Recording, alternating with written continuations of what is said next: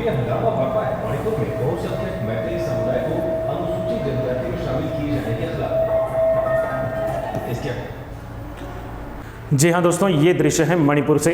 मणिपुर में समुदायों के बीच में आपसी झड़प के चलते, जिसमें मणिपुर के मैतेई समुदाय को तथा मणिपुर की जो अन्य समुदाय हैं जिनमें नगा और कुकी समुदाय आते हैं, इनके बीच में लगातार इस प्रकार की अराजकता के माहौल देखे गए हैं। वास्तव में मणिपुर क्यों झुलस रहा है, मणिपुर में ऐसी क्या परिस्थितियां चल रही हैं जिस कारण से मणिपुर में पिछले कुछ दिनों में 60 से भी अधिक लोगों की वहां पर हत्या हुई है, कई लोग अभी भी जो उसमें घायल हुए हैं। तो इसका वास्तव में वजह क्या है? देखो, वास्तव में इसकी जो मूल वजह है ये शुरू होता है जब मैतेई कम्युनिटी के द्वारा ये डिमांड की जाती है, ये मांग की जाती है कि उन्हें इस मणिपुर राज्य के भीतर अनुसूचित जनजाति का दर्जा मिलना चाहिए। क्योंकि मैं आपको बता दूं दोस्तों कि 1949 तक जो मणिपुर में मैतेई समुदाय था उसको एसटी जनजाति का दर्जा मिला हुआ था। लेकिन जब 1949 में मणिपुर का भारत राज्य में जब विलय हुआ था तो उसके बाद जो है इसके अधिकार इससे जो है छीन लिए गए थे। अब लगातार मणिपुर में निवास करने वाली जो मैतेई समुदाय है वो डिमांड कर रही है कि उनको अनुसूचित जनजाति के श्रेणी में शामिल किया जाए, ताकि उनके जो पैतृक अधिकार है, चाहे वो भूमि के अधिकार हो, चाहे वो राजस्व के अधिकार हो, वो सब उन्हें प्रदान किया जाए।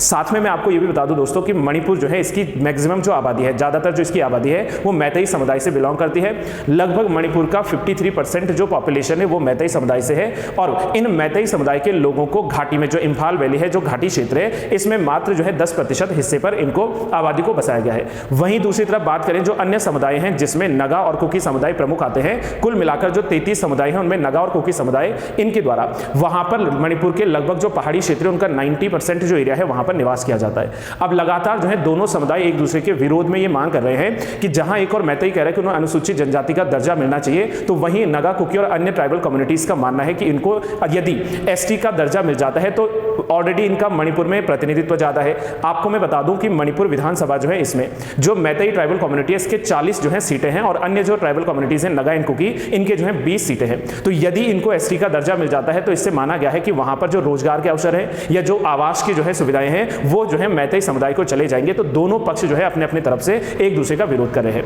ये मुद्दा तब ज्यादा चर्चा में आ गया था जब मणिपुर हाईकोर्ट ने यह आदेश दिया था, मणिपुर सरकार से ये जवाब मांगा था कि आप जो है बताएं कि क्यों अभी तक एसटी का दर्जा नहीं दिया है मैतेई समुदाय को। और जैसे ही ये वर्डिक्ट सामने आया था उसके बाद से कुछ इस तरीके के मंजर हमें देखने को मिलते हैं मणिपुर में। मणिपुर में यदि हम लोग बात करें तो मणिपुर एक नॉर्थ ईस्टर्न स्टेट है जहां पर मणिपुर जो है ये बाउंड्री शेयर करता है, एक तरफ में आसाम से, वहीं मिजोरम से और वहीं नागालैंड से बाउंड्री शेयर करता है इंडियन स्टेट से। और यदि हम लोग बात करें तो म्यांमार, दैट इज बर्मा से जो है इसकी इंटरनेशनल बाउंड्री शेयर होती है। और इस रीजन में रहने वाले जो लोग हैं यहीं पर ये मैतेई समुदाय का अधिक यहां पर रिप्रेजेंटेशन है।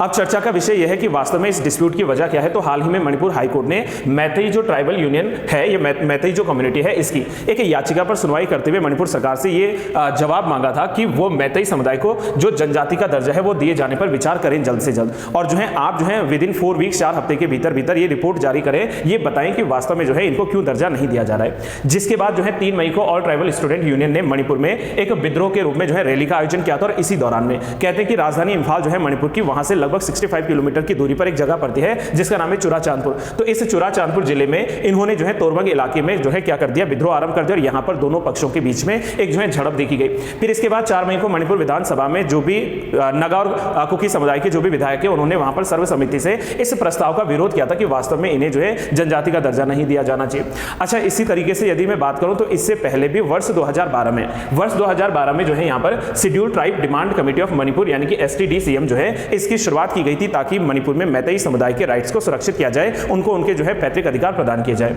यदि मैं आपसे बात करूं दोस्तों कि ऐसा कहा जाता है कि एसटी का दर्जा यदि समुदाय को जो है मिलता है तो इससे उनकी पैतृक भूमि, उनकी परंपरा, उनकी संस्कृति और जो है इन संस्कृति की रक्षा जो है करने में ये सफल रहेंगे। और इसी प्रकार से 1972 में 19वें राज्य के रूप में भारत देश में जो है मणिपुर को जोड़ा गया था। साथ में यदि मैं बात करूं तो मणिपुर राज्य में अभी वर्तमान में जो इनकी जनसंख्या है वो लगभग 2011 के सेंसस के अकॉर्डिंगली 30 से 35 लाख, जिसमें जो है 3 मुख्य समुदाय, जैसे मैंने कहा, इनमें भी जो है मैतेई समुदाय जो है ये ज्यादा रिप्रेजेंटेशन करता है, जिसमें भी हिंदू पॉपुलेशन ज्यादा है as comparison to the Islamic and Christian population. वहीं पर यदि हम लोग बात करें तो नगा और कुकी जो है ज्यादातर वो ईसाई समुदाय से बिलोंग करते हैं और नगा और कुकी जो है जनजाति के लिस्ट में ऑलरेडी आते हैं। और यहाँ मैतेई डिमांड कर रहे हैं कि उनको भी जो है जनजाति की श्रेणी में शामिल किया जाएगा। वहीं हम लोग देखते हैं, जैसे मैंने रिप्रेजेंटेशन बताया कि 60 जो है विधायकों में से 40 विधायक मैतेई के हैं और 20 जो है नगा और कुकी समुदाय से आते हैं। वहीं जो है मणिपुर के 10% भूमि पर मैतेई समुदाय का और बाकी का जो बचा हुआ 90% है उसमें उसमें जो अन्य समुदाय हैं जिसमें कुकी और नगा समुदाय आता है, इनका रिप्रेजेंटेशन है। साथ में यहाँ पर यह भी कहा गया है कि यदि इस समुदाय को यानी कि कुकी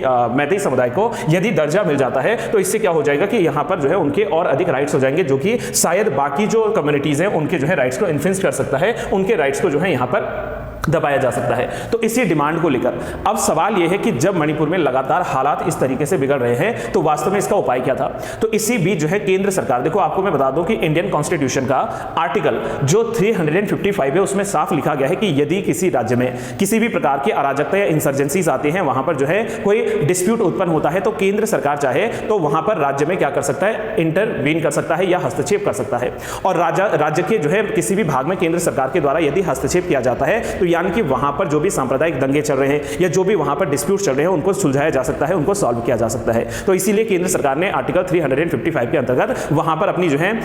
सैनिक टुकड़ियां भेजी है, वहां पर जो है पुलिस फोर्स को जो है डिप्लॉय किया है ताकि वहां पर हालातों को जो है काबू में लाया जाए। तो इसी प्रकार से दोस्तों आप लोगों को इस कंप्लीट न्यूज के बारे में चर्चा मिली होगी, और यदि आपको इसकी जानकारी मिली है तो आप वीडियो को लाइक कीजिएगा, वीडियो को शेयर कीजिएगा, और यदि आप लोग चैनल से जुड़े हैं अभी तक चैनल को सब्सक्राइब नहीं किया तो चैनल को सब्सक्राइब करना ना भूलें। Till then have a good day to all, thank you so much and keep learning.